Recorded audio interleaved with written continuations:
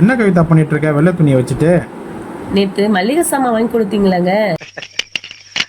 என்ன மனுஷன்? ஆமா. அதுல எல்லாம் வண்டி வைக்குதுங்க, அதுக்காக ஒரு வழி பண்ணிட்டு இருக்காங்க. என்ன வழி பண்ணிட்டு இருக்க? இந்த மாதிரி வெள்ளை துணியில கல்லுப்பு கட்டிட்டு அந்த கடலப்பருப்பு துவரம்பருப்பு அதுக்குள்ள எல்லாம் உள்ள வச்சுட்டோம்னா வண்டு பிடிக்காதுங்க. கடையில பாத்தீங்கன்னா அவங்க எவ்வளவு நாள் முன்னாடி நம்ம வாங்கி வச்சாங்க நமக்கு தெரியாது இல்லைங்க. அதுக்காக அதை பண்ணிட்டு இருக்காங்க.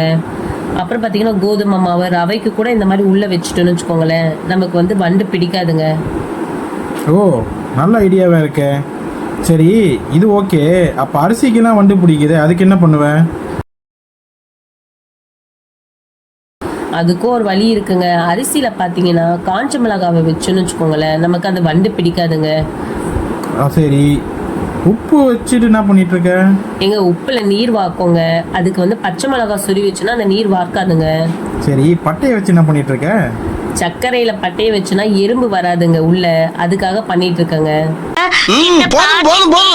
பெருசா போய்கிட்டு இருக்கு. ஓகே. சரி, மஞ்சத்தூளை எதுக்கு வெளியே கூட்டிட்டு இருக்க?